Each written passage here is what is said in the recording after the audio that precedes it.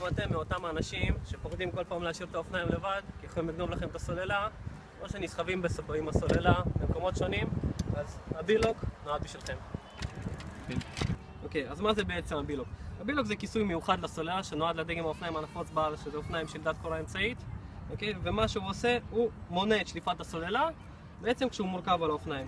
מה זאת אומרת? שאתם יכולים להניע אותם, אתם יכולים להטעין אותם, אתם יכולים לעשות כל דבר שהייתם רגילים לעשות איתם, גם כשהוא מורכב, אלא אתם לא יכולים לשלוף את הסוללה. בעצם איך שזה תופס את הסוללה, יש פה מאחור איפה שאני מראה עם האצבע קרס, אוקיי? כדי לחתוך אותה, הגנב יצטרך לחתוך את השלדה, הוא לא יכול לגשת לקרס הזאת, ומקדימה יש לכם שתי אוזניים ממתכת מחוסמת בעובי 8 מילימטר, שהדרך היחידה לחתוך אותם זה עם דיסק. אז איך אנחנו בעצם מרכיבים את הבילוק? פשוט מאוד. לא חייבים להוריד את הכיסא, כמו שיש בתמונות, פשוט שמים אותו מלמעלה, מכניסים, מתלבש בפנים, אנחנו לוקחים את המנעול, אנחנו פותחים את המנעול,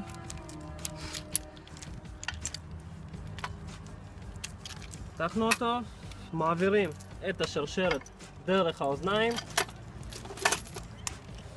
אוקיי, וקושרים את המנעול על עמוד או של מה שאתם קושרים את האופניים.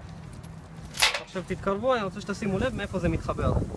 אוקיי, זה נתפס מקדימה עם השרשרת האוזניים, אתה לא יכול להרים את זה, ופה מאחורה יש אוזן שנתפסת בשלדה. עכשיו מה שזה בעצם זה עושה, בגלל שזה נתפס מאחורי השלדה, הגנב לא יכול לגשת ולחתוך את האוזן, אלא רק לחתוך את השלדה כולה בשלמותה.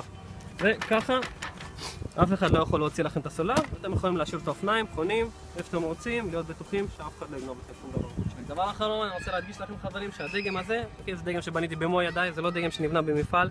בגלל זה אתם רואים פה ריתוחים, כיפופים גסים ודברים כאלה. הדגם שהולך להיבנות במפעל הולך להיות קצת שונה. קודם כל, הולך להיות פה חיתוך רחב שיתאים לכל הדגמים של הסוללות, לא רק לדגם עם הסוויץ' פה. אוקיי, דבר שני, האוזניים הולכות להיות צמודות לשלדה ולשבת פה.